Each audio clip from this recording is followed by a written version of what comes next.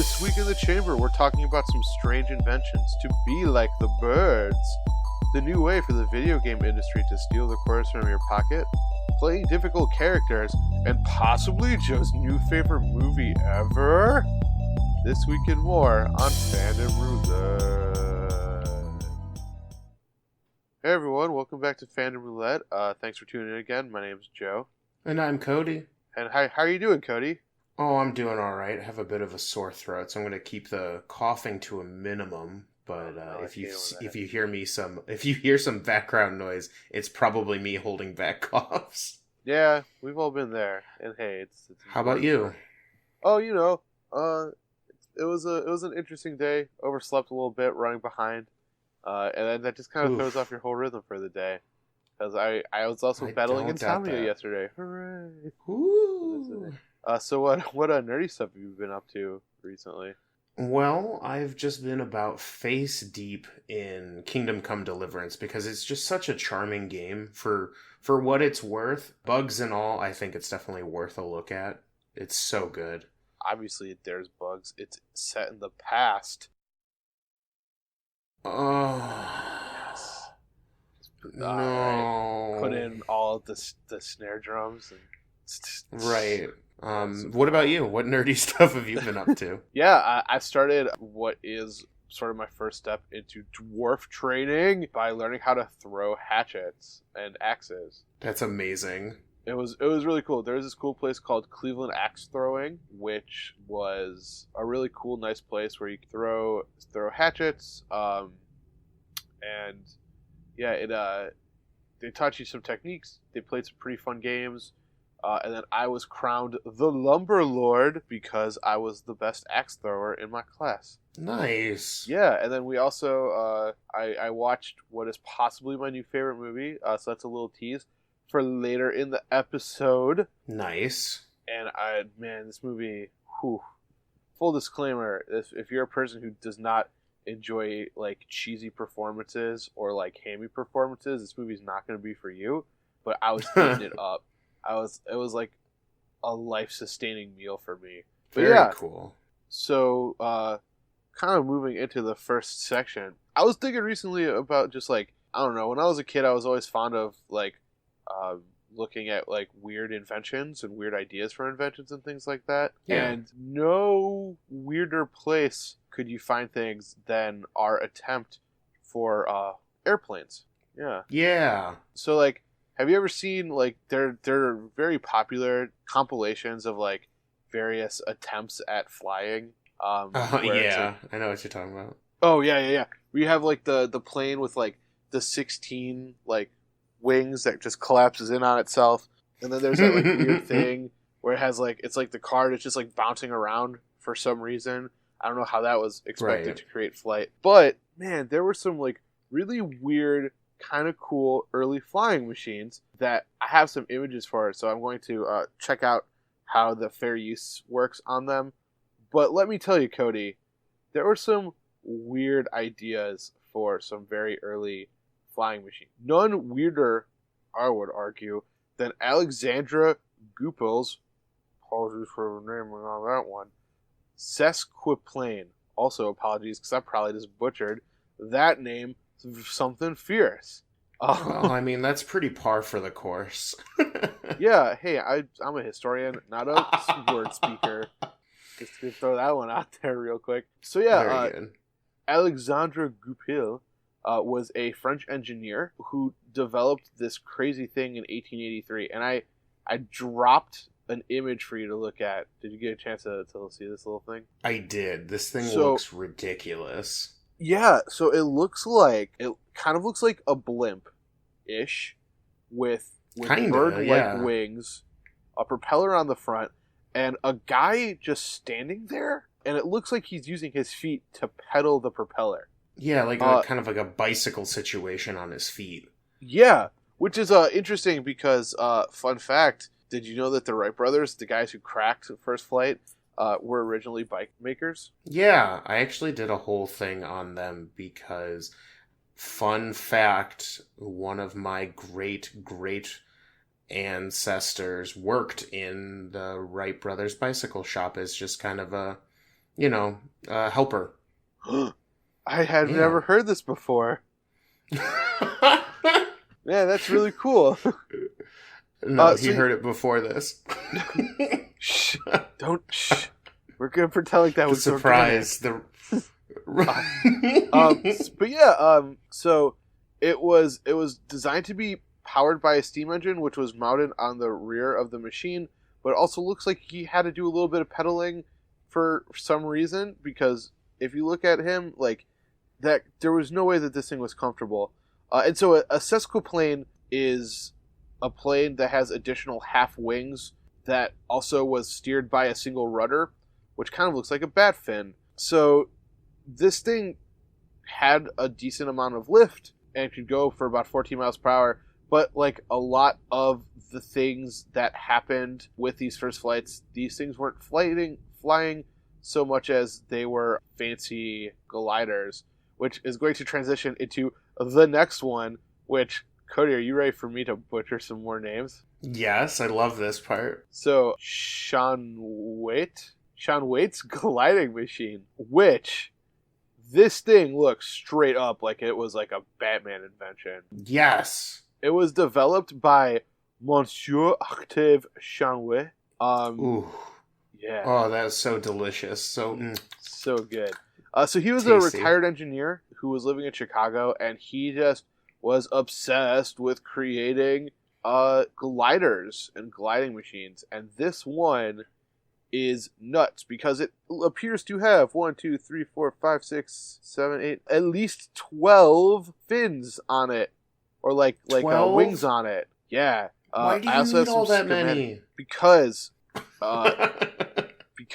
that's why. So according to this, the main reason was it had a lot of pivoting wings to control the center of the wing pressure, which it sounds like that was always the issue, was there was too much pressure on the center wing and it would collapse. Okay. So this invention actually was used in a lot of biplanes. So this weird little glider thing, which looks like all you would do is you would just run along and you would just hang glide on it, was actually pretty crucial, because if you look at the wing design, it actually does look very similar to the first airplane that we have, which I will pull up images for that as well. It looks like they just kind of added an engine to it. And then the last one, this one's just an illustration because I don't see how this thing could have ever worked. It is Charles Ritchel's flying machine, which it looks like, so the guy is sitting on a frame that has a propeller and then what I can only describe as a cylindrical balloon over his head. It is a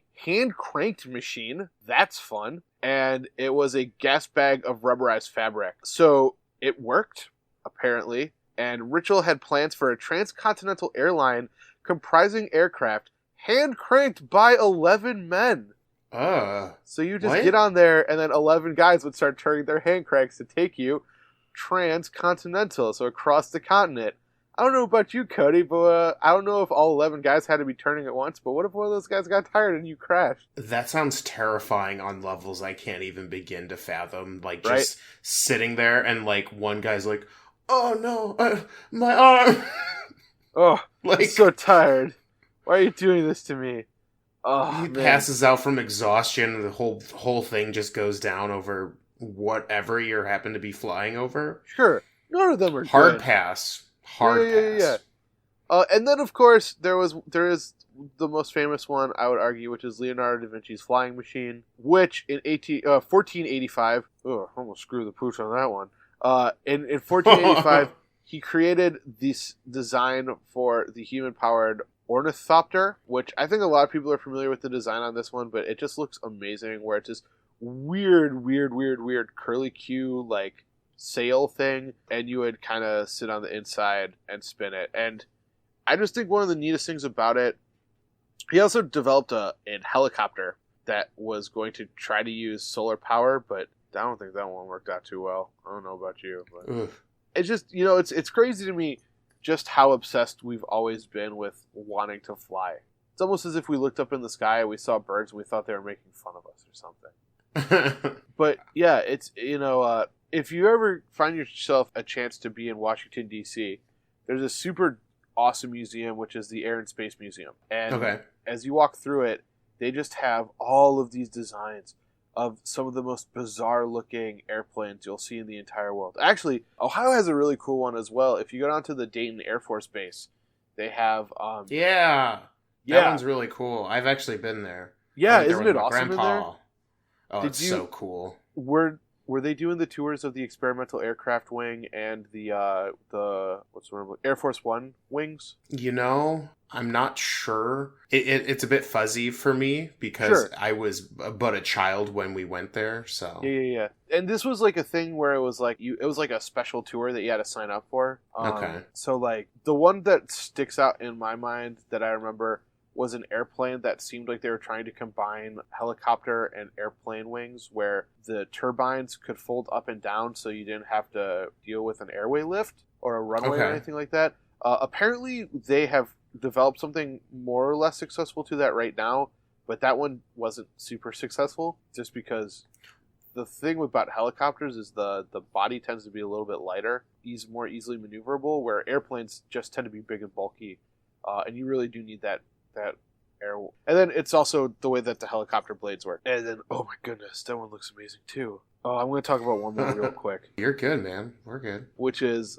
Labree's artificial albatross. Yeah. What? So it was in 1856, and this thing also looks nuts. So this thing also flew, but the way that it launched was it was pulled by a running horse with its face to the wind. So they basically kited this thing. So they had a horse pulling it, and when he achieved lift, they must have disconnected it from the horse. And it apparently flew from a height of 100 meters It flew at 100 meters for about 200 meters.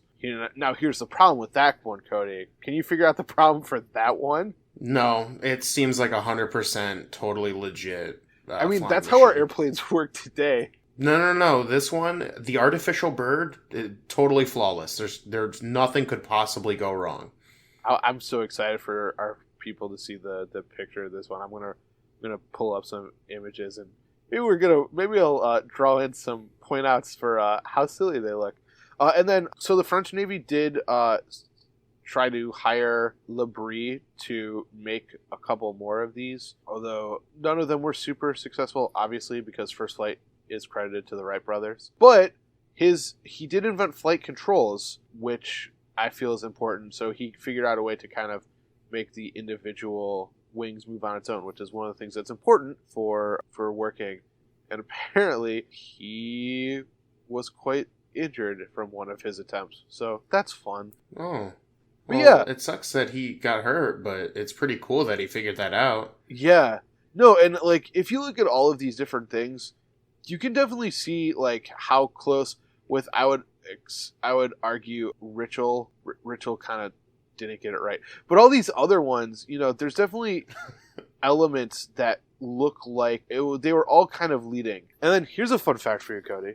I enjoy So- fun facts. Did you know that the Empire State Building, that top part where you can go up to the top of now, was originally designed to be a Zeppelin hangar? You know, I think I didn't actually know that. So to answer the question, no. However, there is a episode of Fringe where they do that. Uh-huh. In the I guess this is spoilers for Fringe. Sorry, in the alternate universe. Which has been off the air for like 10 years now. Well, hey, spoilers, I guess. That's fair. Okay. But yeah, people really thought that airships and dirigibles were going to be the big thing. And to the point where it's like, there's a building in downtown Cleveland that was designed to be its top floor to be an airship. Because I don't think anyone ever thought that they were going to figure out a way to make commercial aircrafts. Because, up until that point, the most successful ones were like 1 to 2 man biplanes. Right. Whereas with airships, you just filled it up with air and you floated it around, and people thought it was more comfortable because, you had your little gondola underneath it and things like that. I just think it's really interesting because, it was one of those deals where we all everything all added together to eventually add up to what we now have as airplanes, which then they Yeah. promptly made smaller and smaller. For sure. So that was my little thing about the weird inventions for First Flight. Very cool. Yeah. I besides the whole Wright brothers thing, planes are pretty cool. I mean, I'm usually not super like, I get nervous on airplanes. Just I got that mild fear going on. But I feel it. But yeah, airplanes are super cool from a distance. Yeah, they are, and I just think it's cool to just watch how the sort of evolution of it worked, because it's always fascinating to watch how everyone got little bits of the puzzle right. Yeah. Very rarely did someone sit down and invent something whole cloth that was successful the first time. Right. So I also have a fun fact. Well, go on. Go for it. I have a fun fact. While you were saying all that, if you hear some low rumbling in the audio, it's because there was 2 airplanes that flew over me. 2 airplanes? Yeah. So it happened once during your first one, and then another time during the third. If you can spot it, you are an audio genius, or you have your headphones up all the way, and I couldn't get rid of it. Possible, too. But yeah. So yeah, that's my little history section. Nice. Do you want to talk about video games? Man, Cody, what fun things we're going to be talking about this week? Are we going to be a superhero? Are we going to be a king of the world? No, I'm going to sit here and bitch about the way video games have turned out over the past 10 years. Nice. I'm excited about that too. Right. So, So Cody, I have a question for you. I have a pocket full of quarters. I'm going to go down to my local arcade. What's the hot new games out there down at the arcade? Well, most arcades now don't even accept change. That's true. At least the ones nearby. I'm sure they're still pretty, there might be some old classic arcades that actually still use quarters. That'd be dope. But in terms of if you want to just burn your money on useless crap, you can go to Metal Gear Survive. Dun, dun, dun, dun, dun. So, Metal Gear, so I get to play Snake? No. So, okay. So for anyone who doesn't know what Metal Gear Solid is, or the Metal Gear franchise, it is by far probably one of my favorite series, just hands down. It is a spy drama that is set in a stealth tactic espionage game. So you go around sneaking and getting through people, and basically the whole thing is this giant drama of, it goes from different topics like genome therapy and, creating soldiers and all sorts of stuff. You go to a lot of places that are questionable. In one of the games, you go to a black site, which is basically like an off the books military prison where they can just kind of do whatever the fuck they want because they aren't technically a sanctioned area. Stuff like that. It's very good.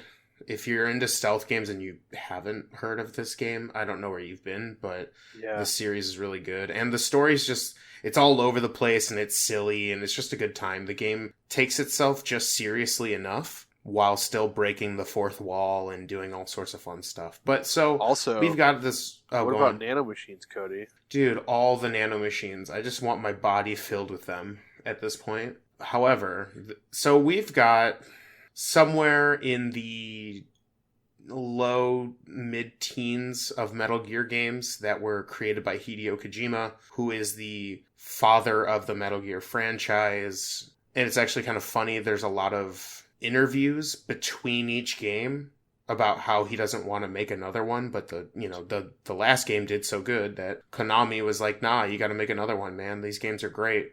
So, right.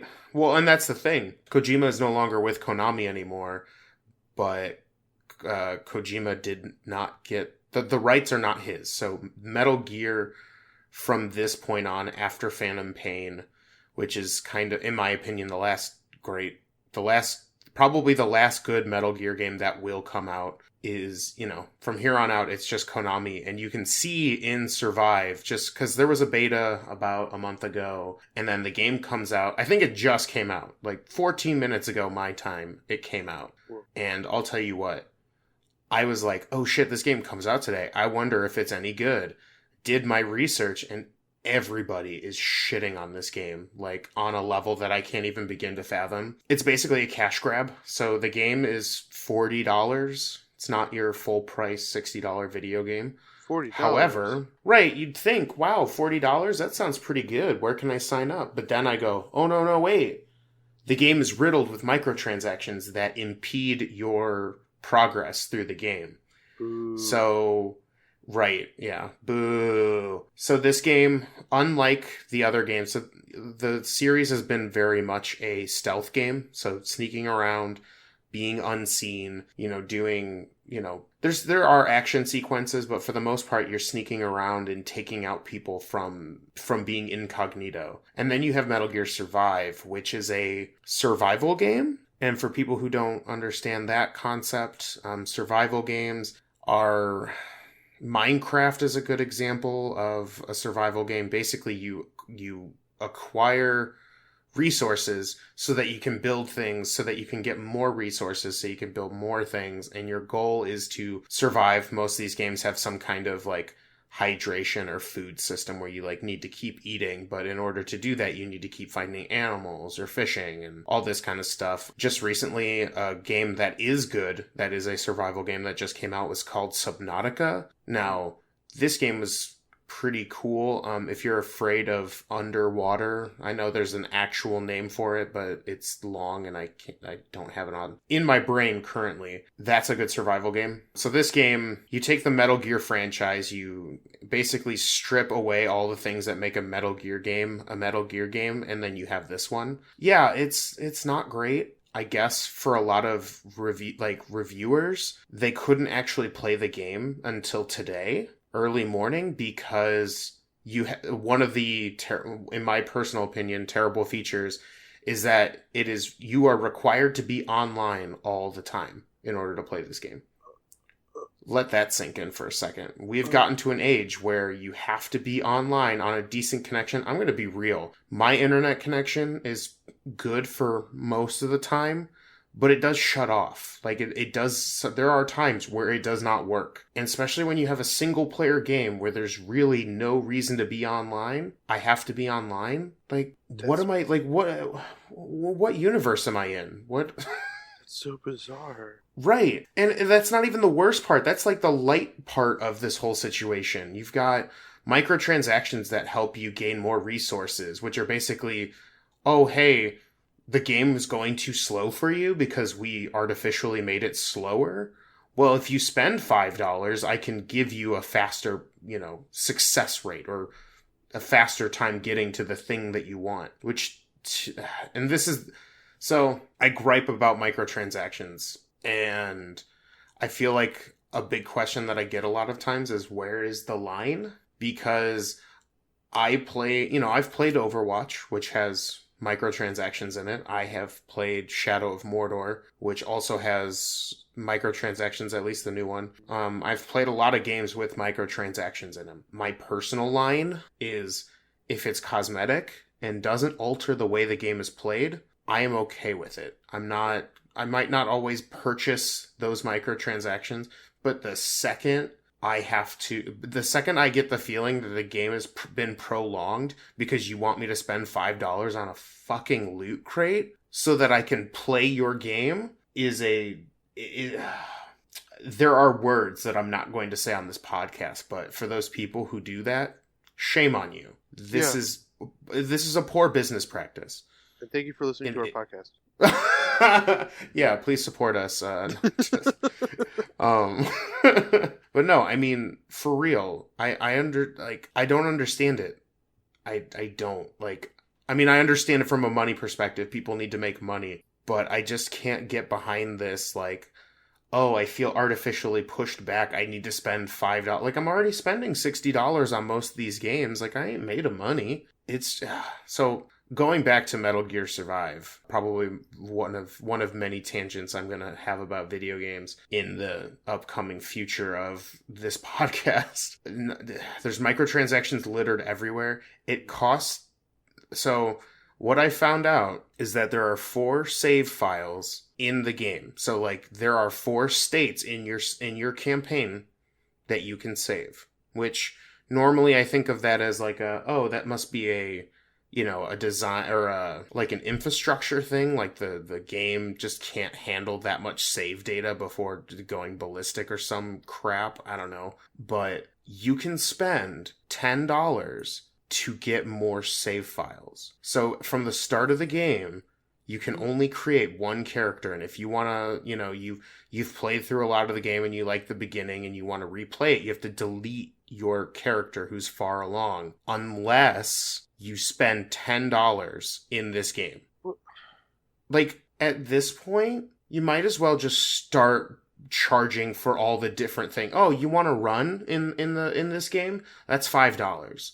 Oh, you want guns? That's another $5, and it's an additional $1 for each gun that you want. At $5 is just to use the gun. Like, where's the line? Once you start making it affect the gameplay, you might as well charge for everything. You charge for faster loading times. Charge for increasing your frame rate from 30 to 60. Like, where's the line? And I think Konami is taking steps forward into a very unforgiving market. Bizarre. I know, right? Like, at this point, like, this was the right when we started seeing microtransactions. I had this conversation with a handful of people about loot boxes and where things were going to go, and that was the joke, right?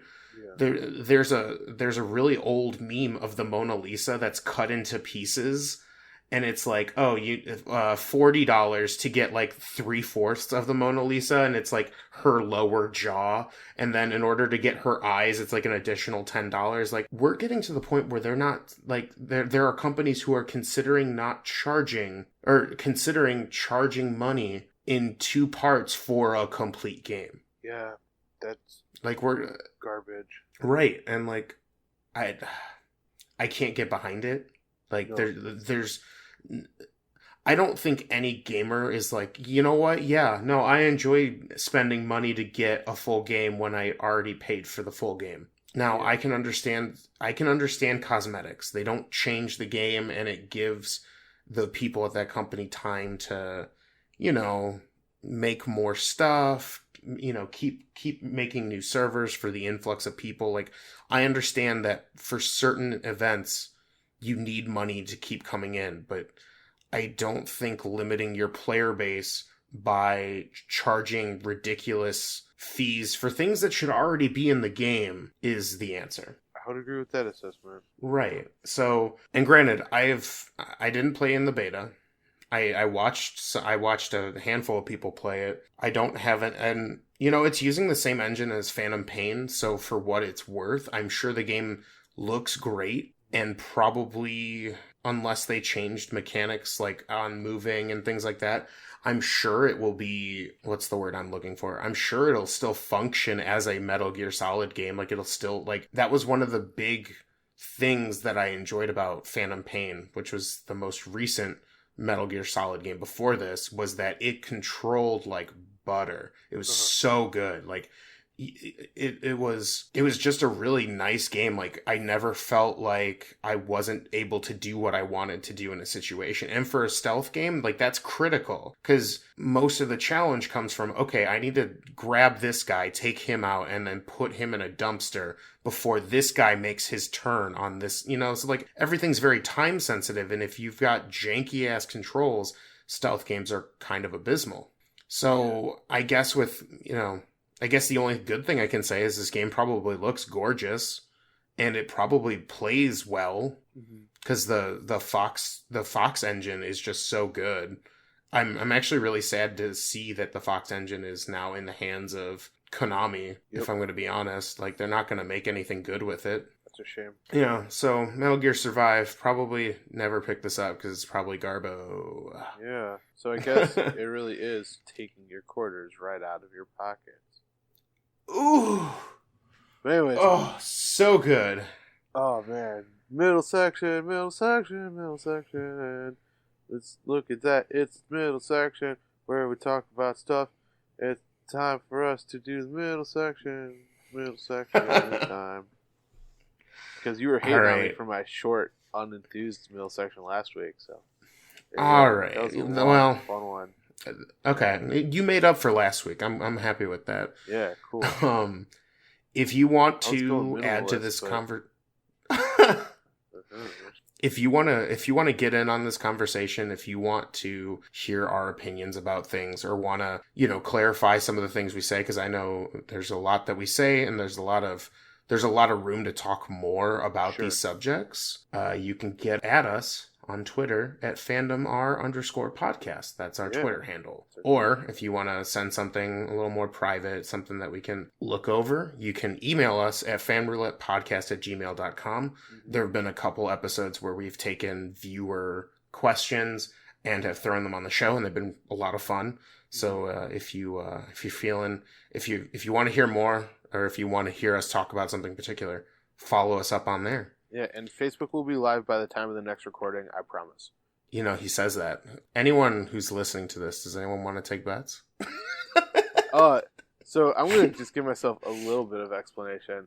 It's going to have to be over the weekend. And it's going to have to be on Sunday because I have one of those stay focused app thingamajigs. Right. Okay. So I will check Facebook for maybe a minute at a time during the week. Gotcha. People kick me off if I'm not on there for too long, or if I'm on there for too long. Right. So yeah. Well, and also, I know I'm ribbing you. No, it's fine. I know that. Rib away. But no, we do this as a kind of passion project. We both work outside of this, so any stuff that we say, might get pushed back until we can figure out a better schedule. But if you're looking to introduce people to the fandom, you can find us on iTunes and SoundCloud at Fandom Roulette. And if you're looking for a website to give somebody, maybe they're not SoundCloud savants, or maybe they don't use iTunes, they can find the podcast at www.fandomroulette.com. I put all the episodes on there live, and I will, as soon as more information like our Facebook page and stuff like that happens, I will be putting more posts on there so people can, get up-to-date information about what we're doing. Sounds great. Right. Middle section. Middle section.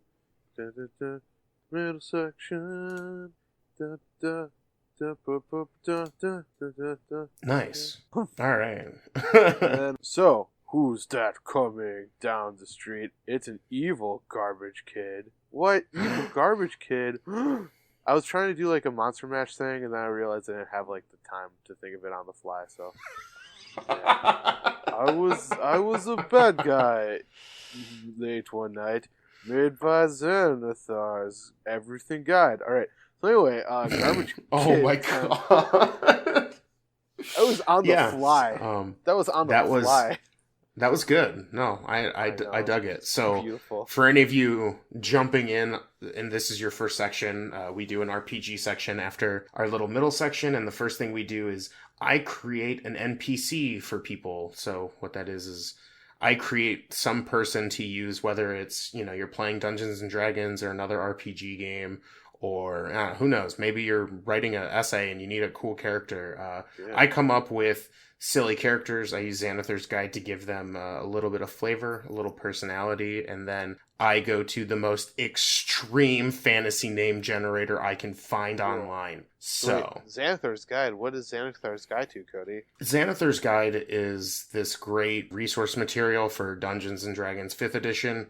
It has a bunch of stuff in it. What? What's the full name of it, though? Xanathar's Guide to Everything. Everything? I walked right into that.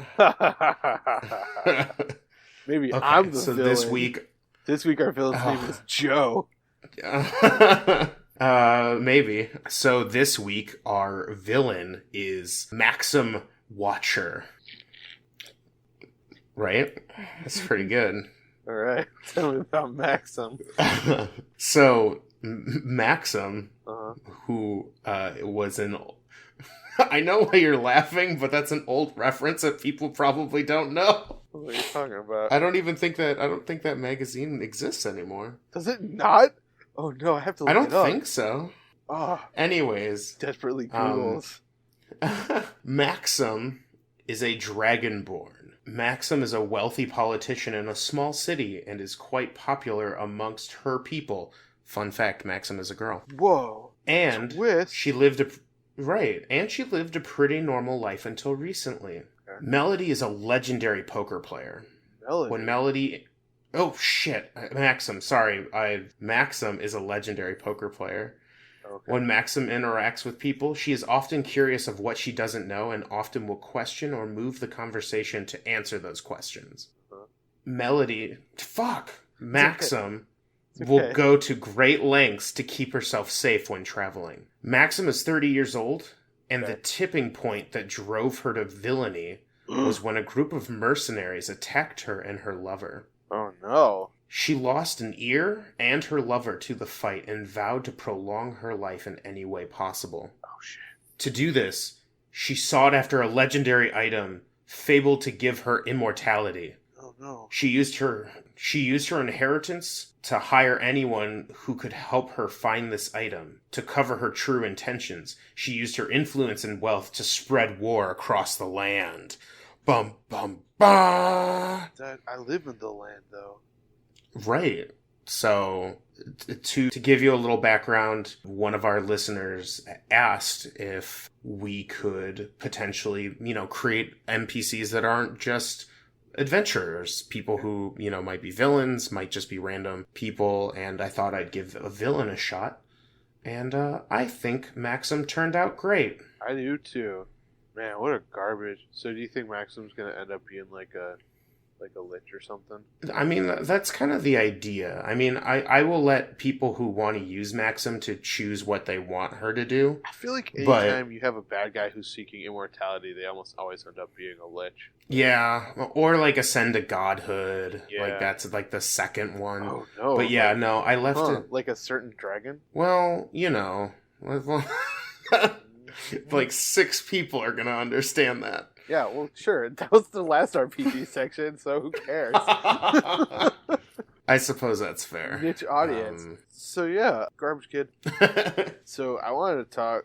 Cody, you gotta do something real fun this past weekend. I did. You gotta be a kid. You gotta be a I got it. character. Yeah, I got to play a game, which was actually a breath of fresh air from the constant dungeon mastering that I do. Yeah, for sure. So, want to talk about your kid a little bit? Yeah, sure. I don't have his stuff here. No, it's cool. In I the just room want you with to me. say your good character name. Oh, well, I'll do one better. Okay. I'll talk in character. And by the Oh. way, for everyone who's about to hear this, I talked like this for almost 13 hours. I would do it. I would talk in my character, but I want to bust the eardrums of our listeners. So anyway, go on. So his name is Harrison Stagg. Yeah. He's a charismatic rogue who finds himself on a ship and just can't seem to get Lady Luck on his side. So yeah, that was my character. I played a mastermind rogue who is really good at kind of figuring things out, and in combat is basically a support character who can help out people and help them do more damage. But yeah, no, it was super fun. He had high charisma, and so I had to play a charismatic character where most of the people in my party couldn't talk. Yeah, that was a thing. So yeah, and then so it's interesting because we kind of were setting up this section as like difficult characters to play for different reasons. Yeah. Because I gotta live my dream and play a Kenku, and it turns out Kenku kind of suck to play. So Kenku are like this cursed race of bird creatures. Yeah, they're kind of like bipedal ravens. Yeah, they kind of look like the Plague Knight from the game Plague Knight a little bit. Yeah. And so, although I think that Plague Knight, I don't know if he's actually a raven or if that's just a map. But anyway, they were cursed where they can't actually speak, and so they have this thing called mimicry, which is they can only speak in phrases that they remember hearing. So on one level, it's fun because it's like you can just like jump between lots of different kinds of voices, but for most of the time, you're like making these horrible calling sounds. Or I mean, I will guess, attest they were sometimes ear wrenching. I guess maybe we were playing it with a little bit more calling than the creators anticipated. I was a monk, though. I was a drunken master monk, and boy, howdy, was that fun. But I was on the opposite end. I had a 9 charisma. So yeah, Cody, what do you think some of the challenges are of playing a super charismatic character? Well, I mean, the first thing initially is you have to be a little bit charismatic. Yeah. I think in order to play them the way you want, you can't just I think the problem is a lot of people will rely on the dice to dictate how they act and how they do things. Sure. Which, that is the mechanical reason dice exist. Otherwise, we're just kind of talking at each other. Well, we're just saying we do dope shit, and then we do that dope shit. Right, but if you're gonna... So, at least in our group, and granted, this doesn't work for every table, because every table is a little different, but I know our one-shot dungeon master likes to, likes to get us conversing with the NPCs. It's not just a, dungeon crawl where we murder things, even though that's pretty much what we did. But there is going to be some levels of, conversation, and I had to be kind of the face of the party. So if we needed information, I was the one trying to get it from people. And so we met this dwarf who seemed really shady, but it turns out he's just kind of an asshole. Yeah. At least as far as I'm aware. Uh-huh. Right. And I think it's interesting because on one end, I had an 18 charisma, which is pretty high in D&D standards. Yep. So, like, most of the things that I was doing worked. Like, if I was trying to calm somebody down or if I was deceiving them, it worked. But I think one of the challenges there is, like, to think charismatically. You have to kind of know a little bit of what you're doing. Or at least in my head, in order to get what I wanted across, Yeah, for sure. So it was a little difficult that way. I'm sure there are plenty of dungeon masters who don't necessarily play it the way that ours did, because I think part of it was I was already a little we talk on a podcast, at least we're somewhat charismatic, but at some point I was just talking to the dungeon master, and in certain areas where maybe he would have given a higher DC, the things that I said probably lowered them a little bit. But let's take it to the flip side. Let's talk about a character who has very little words. It was really weird playing a low charisma character because you want to determine how they're uncharismatic, and so sometimes people will play it where it's like they're very, very reserved, and it's like, oh, I'm just very shy. And then I know that other characters, and this is the way I kind of attempted it, was like they had little understanding of like social boundaries. Right. So like I would kind of like poke myself into other people's business or like conversation or like look over shoulders while they were trying to do things. And so that's how my character was uncharismatic. And then of course the fact that he really couldn't speak didn't do him any favors. But I will add that I did turn that one mercenary to our side. You did. So we encountered this mercenary who was upset at us because we had just killed the rest of her band of mercenaries, even though they shot us with 5 cannonballs. I was about to say, to be fair, we were almost shot to death with cannonballs. Yeah, and we were trying to like calm them down, but it wasn't working all that successfully. And then part of my character's backstory was that he was like the last surviving member of his band, and I was able to successfully convey that I was in a similar situation, but I found a new path. And then she joined our side because I rolled a dope diplomacy check with my -1 modifier. Ooh, man. Yeah. That was rough. Yeah, I think I rolled like an 18 on it, so a 19. Nice, not bad.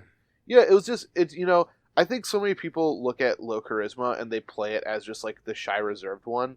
And I was just like, I want this guy to be like weird. I just want people to like I want him to like just poke his beak where it shouldn't be. And, I also notice. Oh, go on. Oh yeah, go ahead. No, I'm curious. I also noticed that people who play charisma. Now, I have done this in the past, back probably when I first started playing, but also I've noticed that a lot of people play charisma as whether or not you're good looking or not.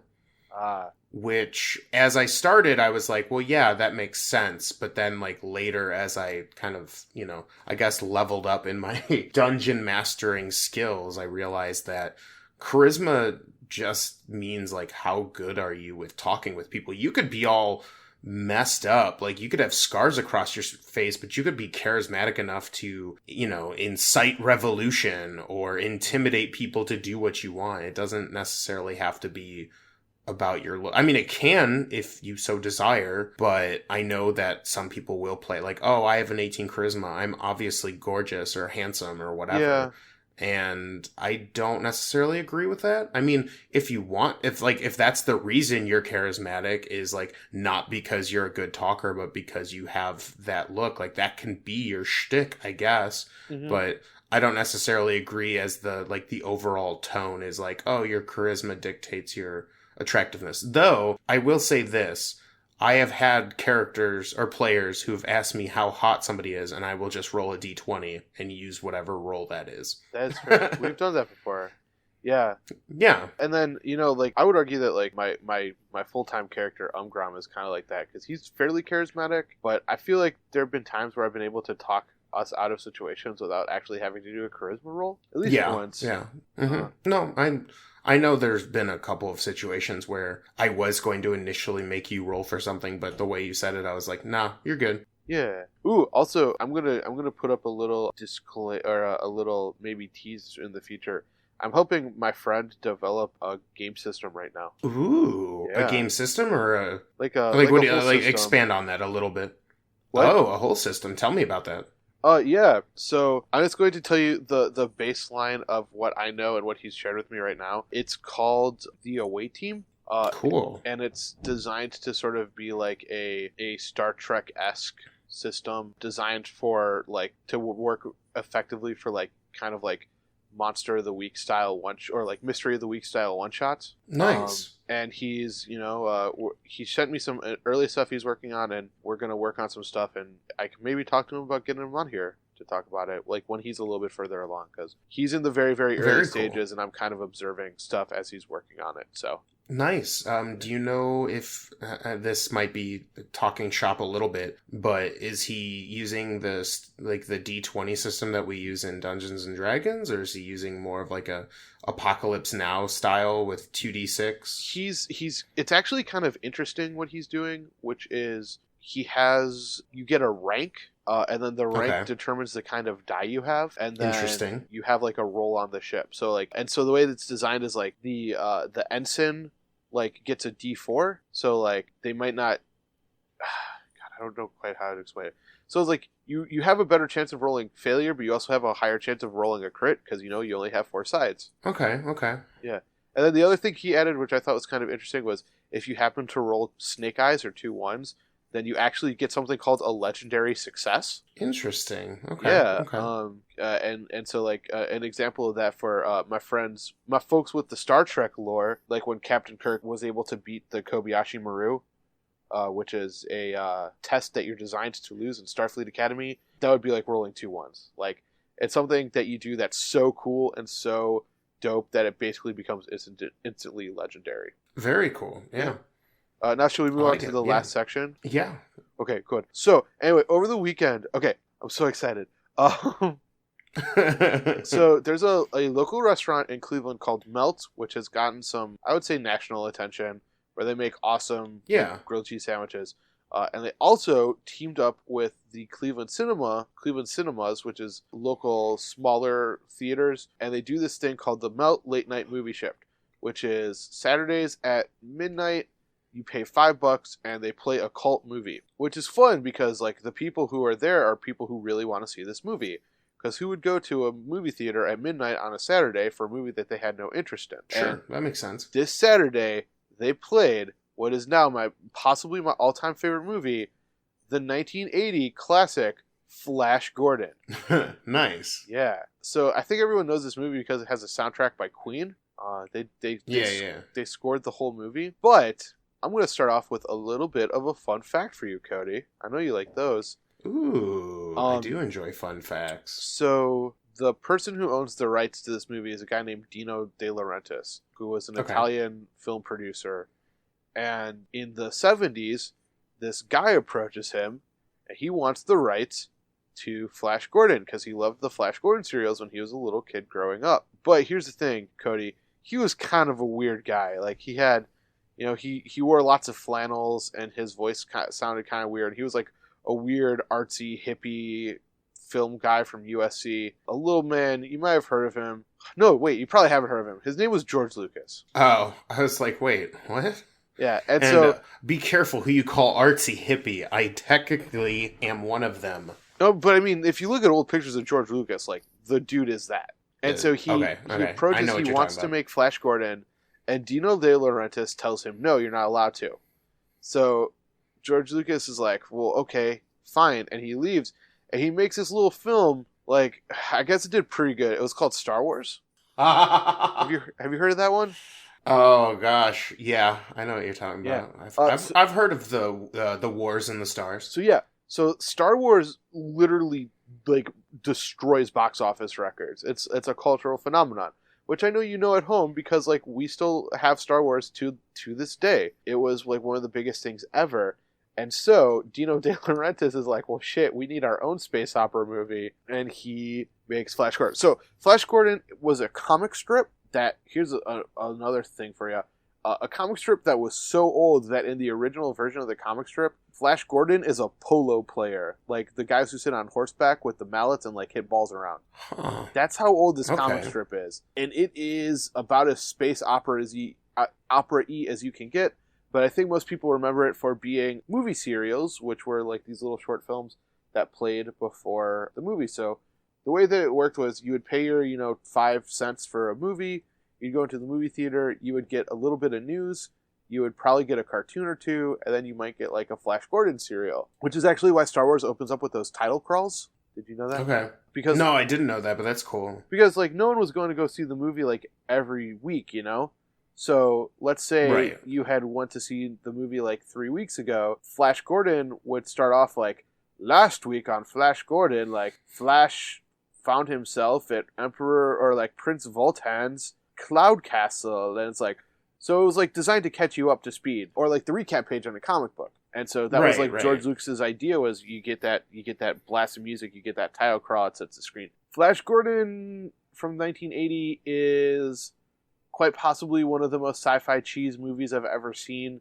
It has some of the hammiest acting I've ever seen, and I loved every second of it. So it stars a guy named Sam J. Jones, who is apparently in this movie, and he appears as himself in a couple of other movies as Flash Gordon, who is the quarterback for the New York Jets. He's flying home from vacation with this flight attendant named Dale, who they were at the same resort, and he apparently fell in love with her as he was like looking across. Their plane crash lands because you find out in the opening title crawl the evil emperor, the Ming, is destroying Earth with his like magic Earth destroying machine. So he's doing things like creating earthquakes.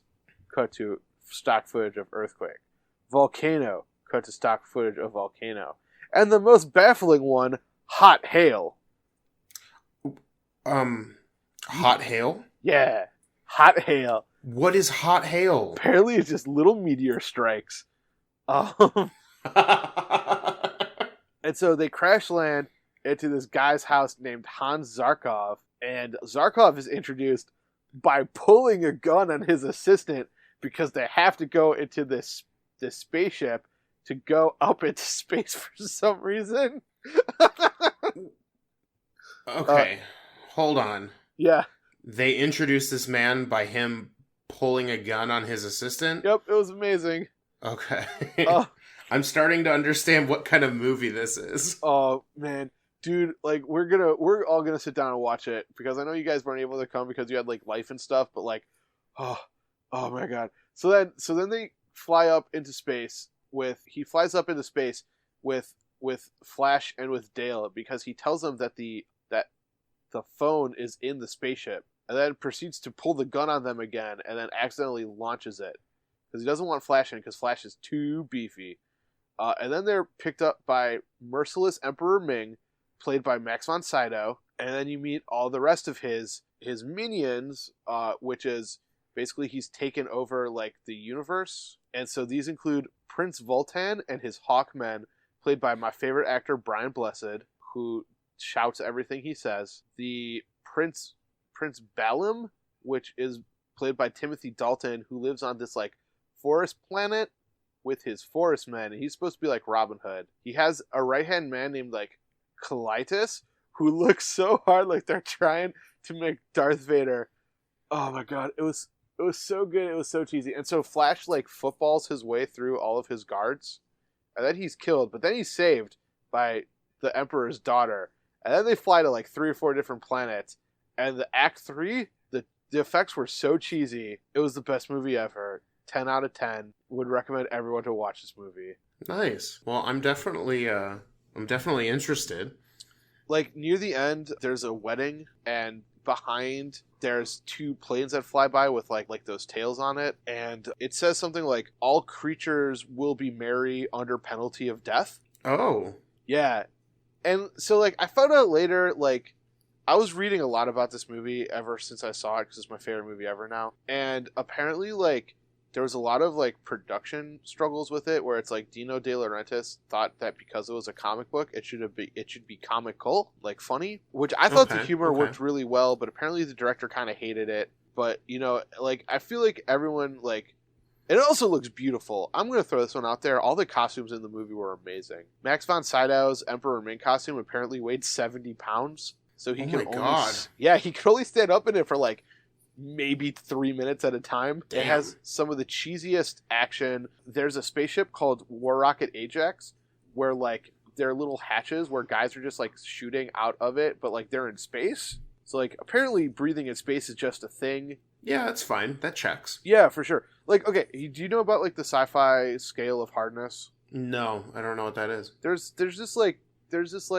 don't remember who invented it, but it's this idea. It's a sci-fi scale of hardness, which is on like the like top end. I think it's a scale of 5. On like the 5 end, you have things like Star Trek or like the Expanse series, where it's like believable enough, or like there are like rules that like you follow. Like you can't breathe in space. There's no sound in space. Like, you know, you understand how it works. And then on the other end, it's sci-fi softness, which is like the spaceship operates. How does the spaceship operate? Oh, it just does.